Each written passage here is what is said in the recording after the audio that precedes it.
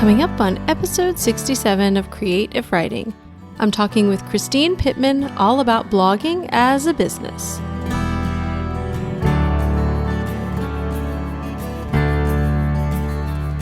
I can't go back to sleep, it's almost light. These restless thoughts have kept me up again tonight. Hello and welcome to Create If Writing, the podcast for writers, bloggers, and creatives who want to build an online platform without being smarmy. I'm your host, Kirsten Oliphant, and I'm so glad that you're listening this week. I'm continuing my series of interviewing food bloggers as I lead up to speaking at Blog Her Food, and this week I'm really excited to bring you Christine Pittman, who runs two pretty amazing sites. The first is cookthestory.com, which is her food blog that she started, I think 4 years ago, she says in the interview, and I should have written that down, but I think it was about 4 years ago. And then she also started the Cookful.com. It's called Cookful, but it's at thecookful.com, which is kind of a contributor site all about food. And we're talking in this interview about organization, being intentional, and blogging as a business. Now this, as I've mentioned, this whole series, I feel like at the outset, some of you are like, food bloggers, come on. But seriously, there are so many great things that we can learn. Really, I just like learning from people all across the board. I think it helps us. And so there's some really amazing things that I pulled out of this interview, and I feel like you will too. So get excited for that. Before we get started, I want to ask you guys for one big favor, and it's actually kind of a small favor, but it's big because it's important to me. I'm trying to get, I guess, some information on you guys, my listeners, especially those of you who aren't interacting already in our Facebook group or emailing me or just kind of connecting personally. So Libsyn, who is my host for the media files for my podcast, they have a survey that they bake into their site, which makes it sound like a tasty cookie. But I wondered if you guys would go and take the survey. It's like super fast. It's like just a demographic survey, like age, marital status, like super fast. I think it's like maybe 6 questions. I think you could do it in under a minute. And so I created a short link for it. You can find it at createifwriting.com/pod survey. And I'm not going to put this in the show notes on the blog. It will be in the show notes, kind of in the podcast app, whatever you're using to listen to the podcast, but not on the site. And the whole point is to get a gauge kind of your listeners only, not the people. I have a ton of you guys that are connecting other places, and some of you just connecting on the podcast. It helps me get to know you. And I've started promoting on Product Hunt and have been getting some listens there. So, hey, Product Hunt listeners, if you are listening from Product Hunt, give me a shout out on Twitter and let me know so that I know that you guys are here or who you are, because it's kind of this silent mass of new people, and I'd like to get to know you. And you can find me on Twitter at Kiki Mojo. So one more time, that survey is createifwriting.com/pod survey. I'll have more for you at the end of the interview, but right now, here's Christine Pittman. Well, today I have got Christine Pittman from cookthestory.com and thecookful.com, and I'm so excited to have you here on the show. So welcome, Christine. Thanks for being here. Oh, thank you so much, Kirsten. It's great to be here. Well, I'd love to talk a little bit about your story, kind of where you are now, because I know you have 2 sites. One of them is, I think, about a year old, and then kind of your journey of what brought you kind of from the point A to point B. Okay, yeah. So I started my first site, Cook the Story, I think in 2010, when we moved from Canada to the States, and I didn't have a work permit, so I couldn't work here. And we had a little son, a little baby, and I started it as just a hobby, something to do while my husband was at work, and to just fill up my time and maybe just practice writing. I think I knew I wanted to write eventually and wanted an outlet for that. And then eventually I was, I got a work permit. We have green cards now. And I realized that the site was poised enough to start actually earning an income and become more of a full-time thing. And I did that for, several years, and it did really well. And then I realized that I just had sort of, I don't want to say taken it as far as I could, because I still am working on it. It's still going, but it just wasn't inspiring me anymore. And I really wanted to push myself, and I wanted to work with more people and just bring some excitement into things. And so I launched the second site, the Cookful, last September. It was September 8th of 2015. And, we spent sort of several months planning the whole thing. We had it designed professionally, like a real vision in mind. And it's this sort of magazine site. I think of it as a magazine more than a blog, where we take on a food topic. Like we started with popcorn, and we just talk about that topic for like 2 or 3 weeks. So it's, 20 ways to pop popcorn, 100 toppings for popcorn, how to make popcorn balls, and on and on and on. And we have different contributors on the site, so it's not me doing all the writing. And so it's this very cool, exciting project. We take on a topic, and then we brainstorm, and we really like pull out all this stuff to do with the topic that we're working on. That's really cool. I feel like, does SEO factor into that? Because I feel like that would be great for SEO to have 2 weeks worth of posts about like popcorn. It is fantastic for SEO. Yeah. I that's actually part of where the idea came from, was to really give users a fully immersive experience in a topic. So if they come from Pinterest or Google or whatever looking for how to make popcorn balls, they're on the popcorn ball post, but then we have the site designed in such a way that the sidebar is all popcorn related. The logo changes to kind of reflect the popcorn idea. So they're in this like total popcorn bubble. And then of course we're cross-linking to all the different popcorn posts, which Google loves because it sort of gives you, that extra relevancy or something. So yeah, we're doing really well. Several of our series rank really high in Google search results already after just a year. So it's turning out really good. That's really excellent. Well, and happy Blogiversary for that too, since Thank you just passed over that. That's exciting. I think, something just for people to think about, it's so important to be intentional. And a lot of us started blogging or building a platform before we had that opportunity. You start and then it kind of turns into something. And you can go back and plug those things in. But if you are someone who's just starting out or thinking about even like you did, launching a new site off of yours, which is what I did about 1.5 years ago as well.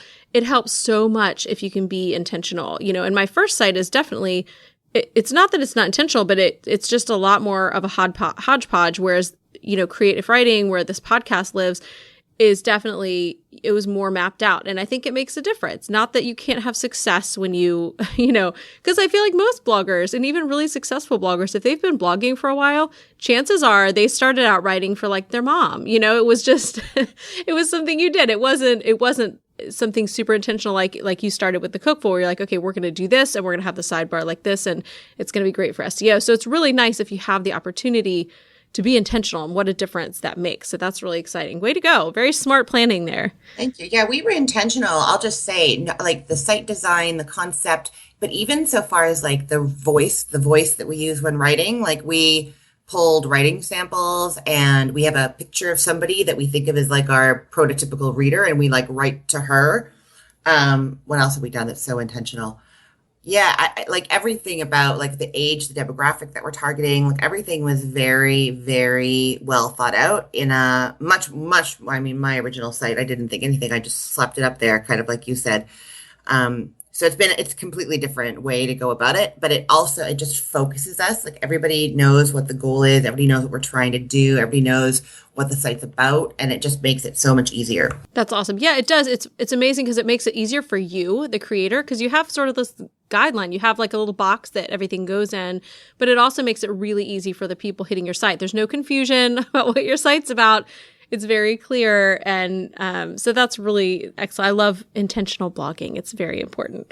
We don't all have the luxury, but if you're in the middle, it's not too late. You can work on being intentional from this point forward, or if you're kind of moving into a new topic, that's fine. You can do that. And then you can sit and plan like this and make great plans. So your hallmark, again, is organization. And clearly, like just even hearing this story about how you set up the site, that's very clear. So let's talk about how in the world you manage 2 sites, especially with one of them being like a contributor site with other people that you have to manage who are writing. And clearly you have a writing style and voice you want on there. So what does that look like for you? What systems do you have in place and how do you keep all of this running? Yeah, well, so I use CoSchedule. It's a plugin for WordPress that works like an editorial calendar. So it's a calendar that sits inside of WordPress, and you basically, it looks like a blog post organizer. Like I can go in and I can see, weeks or months in ahead if we've planned it, what the posts are, what we're going to be doing. And then you can write, it's like you bring up the calendar entry, and from there you can get to the blog post, but you can also like leave comments, you can attach pictures, you can like mention people and say, hey, what's happening with this, So it's like a way to communicate about each blog post within that blog post, if that makes sense. Yeah, it does. And if you've seen, I think CoSchedule has a free trial. So if anybody out there is hearing this and wants to try it, I think they have like a 2-week or a month free trial. So check it out if you want to. To kind of get a better visual for what this is. But yeah, I've been inside there, so that makes a lot of sense. Well, so that way people, I guess your other contributors can kind of see the notes and see what's happening and get the big picture. Yes, exactly. Yeah. So it's just a way of sort of plotting things out, and everybody can see what, and I think you can do, like we do like status, like you can, whether it's 50% done or 100% done. So I know that somebody's kind of taking care of it. So that's a big planning tool, the calendar. I have several people on this, I guess, team. Team Cookful. So we call her my agent. I don't really know. She's kind of everything, but she works with sponsors and advertising networks and all of that sort of stuff for me. So there's her, and then there's a social media, like virtual assistant who does my social media. And then I have 2 like junior editors on the site who do a lot of writing and also a lot of editing and a lot of working with the contributors. And then there's the contributors. So what we do for that is, for keeping everybody in communication with that, is we use Basecamp. Okay. So it's like a team project management app. And we can put all kinds of documents up there, like my style guides, like the color codes for my blog in case somebody needs to quickly make a graphic. And the fonts and all of that kind of stuff is just all there, so people can get it anytime. And then there's all sorts of communications going on and to-do lists and deadlines. It feels really chaotic most of the time, but but having it all in one place makes it so much easier. Like I could not do this by email. If I was trying to do this by email, I would go insane because there's just too many threads and too many conversations and I would need to really have a serious inbox sorting situation. You need to hire an inbox person, like an inbox coordinator to handle that. Yeah, no, it's true. Yeah. And so this is just brilliant. Like I can go in there, and when I want to work on, like, get up to speed on communication and see what everybody's doing, it's just all there in this one place, and I can see everybody and have our conversations, and it's really, really helpful. That's excellent. Are there any other tools in particular that you use? You mentioned CoSchedule and Basecamp, and I've actually looked at, I don't use either right now, but I've used both in the past. But are there any other tools that you like or even for like your virtual assistant doing social media? What does she use in terms of scheduling? I know CoSchedule does that. Does she just use CoSchedule, or do you have any other kind of tech or tools that you use? Yeah, you know what? I just have switched over social media people. One got a I guess promotion at her full-time gig, and so she's left, and I have somebody new, and I'm not entirely sure what the new person is using. I know that the former person was using Board Booster for Pinterest. Okay. And she really liked that. It's just a way of kind of constantly having pins go out. And she was using CoSchedule because you can do your social media sharing right from within CoSchedule. And it's really, I don't use it, but it's cool because it's right in the blog post. So in the ideal world, you would write your post, and then it would just be one of those steps that you do prior to publication, where at the very bottom of the post, you can create your Twitter, Facebook, and I believe Pinterest shares with scheduling. And then you can have them repeat like a month later, like you do all this stuff right within the blog post. And then it's just done, right? You have it all. And you can make it relative to when the post goes live. So if the post is like Monday morning at 8 a.m., then you can create the Twitter that's going to go out on the same day as publish, 4 hours after publish. So that means that if you end up moving the blog post to another day, that tweet moves along with it, if that makes sense. So that's really neat. Yeah, that's fantastic. I think for people who are really struggling with managing all the social media, I still use just different tools for each one. I post natively in Facebook, and then I do Hootsuite for Twitter and Pinterest. I just started using Tailwind and Board Booster. Let's go from nothing to a bunch of things. So, I've chosen that for a couple of reasons, but for people who that doesn't work for them, and there's some weeks I totally fall off the wagon with one of them. That may be the wrong way to use that phrase. Either way, I don't use one. Like I'll just oh yeah, Twitter this week. That would have been nice to have that set up. So for people who are struggling with that co-schedule, it's not free. There is a free trial, but it's not free. But if this is going to mean you actually post on social media and get traffic and have those things happening, then it's worth it for you. So kind of in that same vein, you have a lot of staff. You have some of the tools are paid tools. What would you recommend for people who are trying to figure out, when should I invest in this? Like, is there a certain price point at which you invest, or do you what would you recommend, I guess? And what worked for you may not work for everyone, but what would you recommend for people trying to figure out how can I pay a virtual assistant and also afford co-schedule and also all these things? Like, how do you figure that out? Yeah, it's really tricky. I think at some point Cook the Story was making not a lot of money, but some money. And I sort of stepped back and I sat down with my husband and we talked about it. And I was thinking about launching this new site. And we were like, okay, it's making this little bit of money, which is helpful to our family. Not super helpful, but it's helpful. And the nice thing is I work from home, so I'm there for the kids. And I'm not a stay-at-home mom. They go to school. But just that, if one of them's sick or if there is an appointment to go to, I'm there, and it's easier than having me have an out of the house full-time job. So we talked about it and we decided, and I think we're probably right, that there wasn't a huge amount of room for that site to grow in terms of how much money it could bring in, but that if we really treated it like a business and intentionally thought about the launch of this new site, thought about the current state of Cook the Story, and invested in it, that we could do much better. And so we've done the scary thing where I'm pretty sure that I'm going to maybe break even this year. So last year I made money. This year I'm going to make nothing. And that's super scary.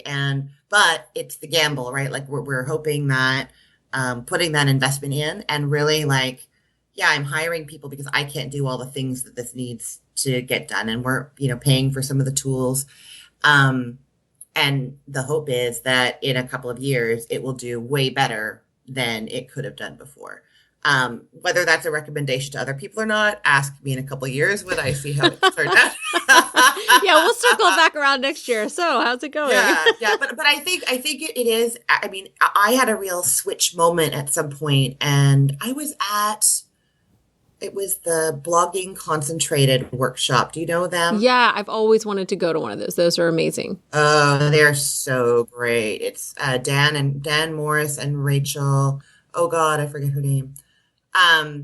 Brilliant. But it was in that one day with them that I went from thinking myself as a blogger to thinking of myself as a businesswoman and as an entrepreneur. And, and they taught me a lot about intentionality in terms of business and in terms of SEO.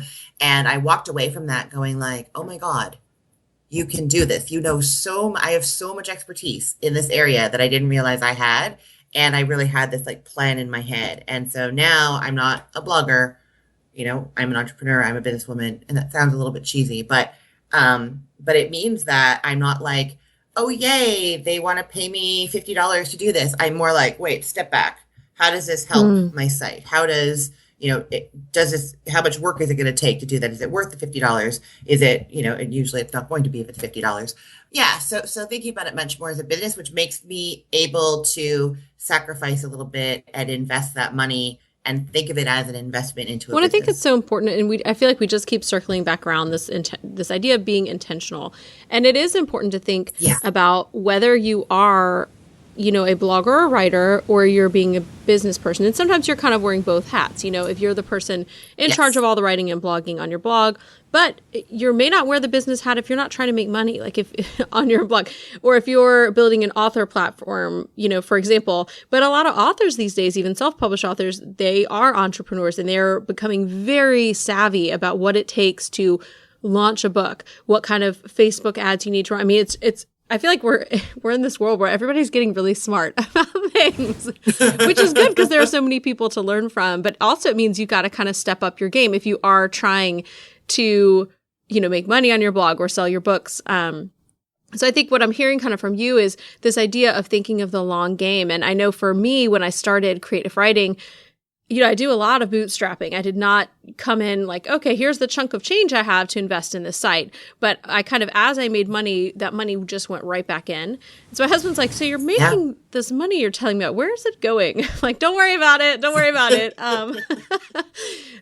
Yeah, no, that's exactly what I've been doing. Yeah, I get a chunk of money and I'm like, oh, yay, I might actually like have money. And then something comes up and I'm like, oh, good, I have that money because I want to pay for absolutely. that. Like the tools and hiring people and the different things but they push your site forward. So that's the thing is I don't know if you have a question you asked, but you kind of mentioned that with the, when you get offered money, like, what does this do for me? But when I see something I want to invest in, I ask myself like, okay, is this something that's just kind of cool and shiny and fun, or is this going to actually bring money back in? How will this affect kind of that bottom line? Because if I'm going to invest, it should either make my life easier to a point where I really need it and it's going to save me time, which is kind of money, or it's going to make me money. Yeah, no, that's what I think about. I think about how it benefits the site. Does it make us money? Does it free me up? Because one of the things too in this intentional, if we're going to talk about that as a theme, I intentionally realized at some point that I love the planning, the editorial calendar planning, the brainstorming about ideas, and kind of organizing other people around what we're going to write about and what we're going to do. I love all of that much more than the recipe creation. Oh, I still love recipe creation. Scratch that. Much more than the cooking, the photography, the writing, and the putting up the blog post. Like I decided that like if I could like sit back and like my dream career right now would be like senior editor of a food magazine. So what I've done is I've created that for myself, right? Like and so in that vein, like when I think about, somebody offers me something, they want me to take a bunch of pictures for some product or something and there's a chunk of money associated with it. I step back and I go, okay, is this something that I really want to do? I've said I don't really want to do a lot of photography. This is a lot of money, but it's photography. Do I have the time? Does it fit in with my personal goals? Right now, I take a lot of those things if the money is there, but I want to get to a point where I'm like dreaming, like I've designed my dream job essentially, and it's up there somewhere and I'm slowly moving into it. And so when something comes to me, that like a tool or something that's going to help, or, somebody that I can hire for something, I think to myself, like, does this get me closer to that place where I'm not dealing with tedious emails and I'm not, stuck on my feet in the kitchen for 8 hours a day? Like anything that kind of frees me up to do the stuff that I really want to do, is those positive. Are great things to think about when you're doing this. And I love the idea of kind of thinking about designing your own dream job. Like what, if you could, what would it look like for you in this kind of world that you're building, and how do you get there? Like laying out the steps, and it's great to be intentional. And I think sometimes what happens too is there's sort of this play or the give and take between the things that happen organically. Because I found, even though I started my site knowing all that I already knew about blogging and kind of running a site, all the things I knew and all the intentional things I started, things still went in a little bit of a different direction than what I planned. And that was great. It's a better place, And when we were talking about the podcast, you're like, so you talk about writing? I was like, sort of.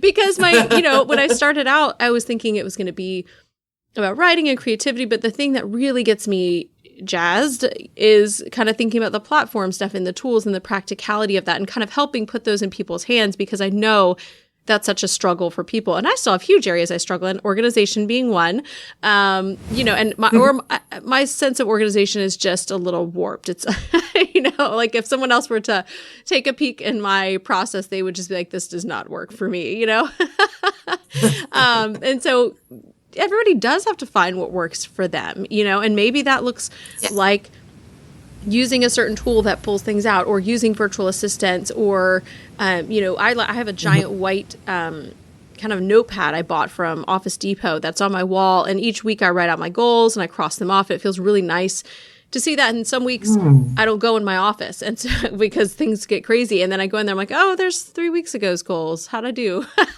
Did I get those tasks done? And then I, even though it's 3 weeks ago, I'll still go cross them off because that makes me feel good. So everybody has sort of that different way of handling it. So it's all about kind of thinking about those intentional goals, making steps to reach them, but then also I think leaving a little room to see kind of what happens, because sometimes you do have these opportunities that weren't what you were expecting, but they're awesome. Or, you find, okay, this is where my stride is. Here's where I'm really good. Or sometimes like I found the audience I attracted for this site was a little different than the one I thought. And so I'm like, okay, well, this is who I have. Let's go with what interests them, because they're here and they're hungry and they want to be here. So let's go where they want to go. But also where I want to go, because I have to stay interested too. That's really, so I'd love to, there are so many great things kind of coming out of this. I feel like I want to go write down some goals and get some things planned out. But do you have like maybe one final tip that you could leave with people, whether it's in terms of intentional, blogging business stuff or just organization? But what's one tip you might leave people with? Yeah, I think write things down. That would be like on paper or on your computer, whatever that is. I feel like getting organized is about having a plan that you haven't just sort of sat back and daydreamed about, but that you've actually put to paper. It doesn't have to be a good plan. You might not follow through with it. You might not reach those goals, cross things out, but just having written it down, I think gets you a few steps on the right way or makes you think about it in a different way. So, like for instance, I do my editorial planning what recipes we're going to do based on the season, based on, if it's Halloween, we're going to do something spooky and chocolatey or, all of that thinking. I do well in advance, and I write it down on this paper calendar. We haven't cooked anything yet at that point. It's just kind of there. And I feel like a lot of it ends up changing before we get there, but having just written those ideas down and placed them in the right square on the calendar already gets my brain sort of thinking about them and like worrying about them in a good way and planning it out in a way that wouldn't happen if I was just kind of, oh yeah, I'll do something chocolatey for Halloween. Yes, absolutely. Does that make sense? Like so I feel that way about both like just my editorial planning, but also about bigger goals for the website.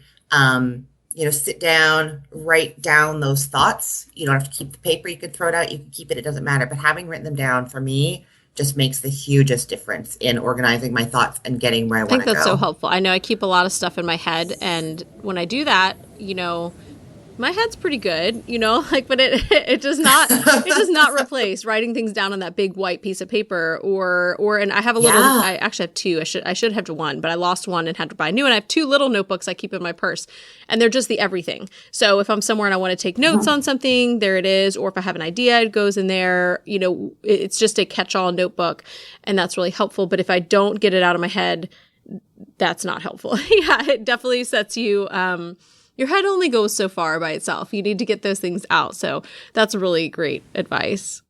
And I what I would also say, I think the writing, but also talking to people about it. I'm part of a mastermind right now. Do you know what that is? Yep. Yeah, so I'm in a really great mastermind group. It's put on by Casey Benedict from Kitchen Play, and it has two other women in it, plus Casey and me. And we talk once a month about like something that's bothering us, like a burning issue, and really get into things. And that's been amazing for me in terms of organization, but in terms of goals too. I feel like we really push each other, and it's not like the same as the writing it down. Sometimes I think I know what's wrong, or I've been worrying about something, and then I try to explain it to them, and it just doesn't make any sense. And I realize like, oh, whatever I've been circling about, or this great idea I have isn't actually as formed as I thought.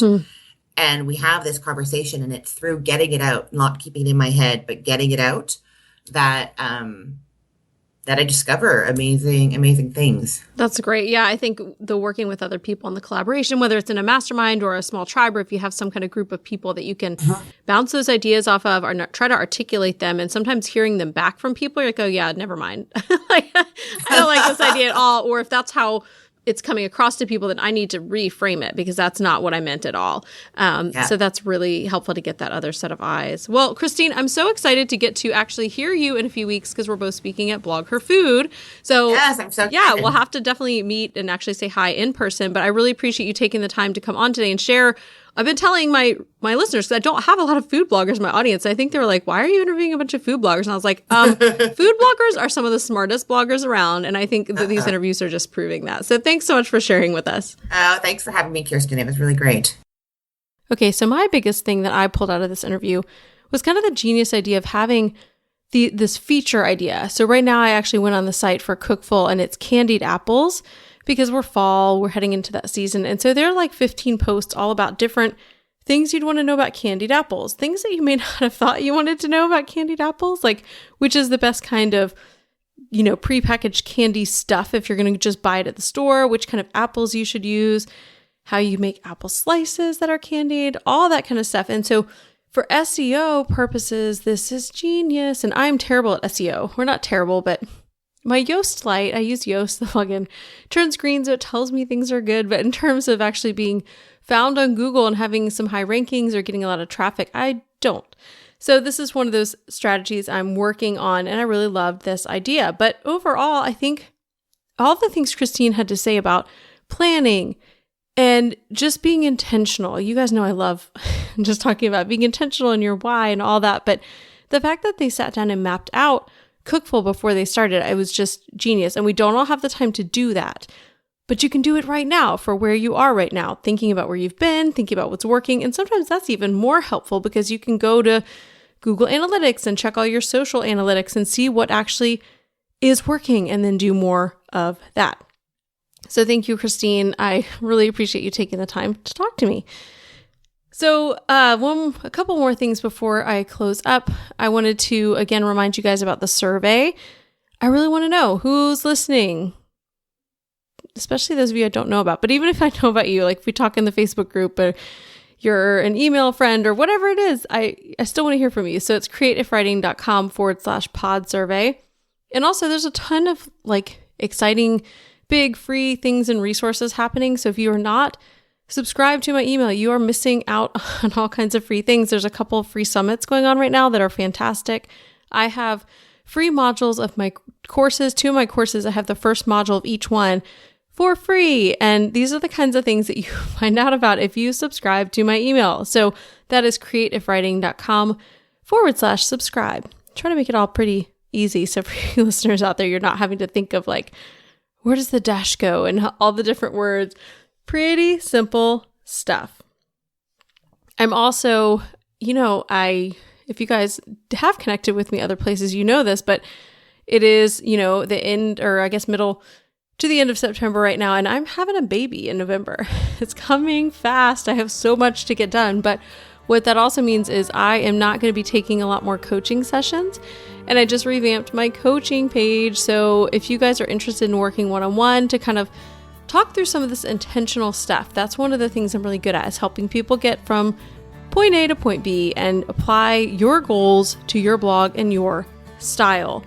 I've worked with writers, bloggers, kind of business people doing nonprofits. If you're in the online space trying to build a platform, I can work with you. And if I can't, if I feel like I'm not the best person, I have people I will recommend. I'm not just in it for the money. So I would love to connect with you guys for that. And you can find that just if you go to createifwriting.com on the homepage, there's a little space in the nav bar that says need help. Okay, so if that's you, just click that and we can get you started and you can take a look at some of my coaching packages. That is all I've got for you guys today. I want to thank Jasmine Commerce of JasmineCommerceMusic.com once again and always for the music for the show, which I just love. And she is a fantastic singer with great music, so please go check her out. Send her some love. Every week I love getting in here and talking because I know that you are on the other side listening. So thank you for listening, and I hope you have an inspired week.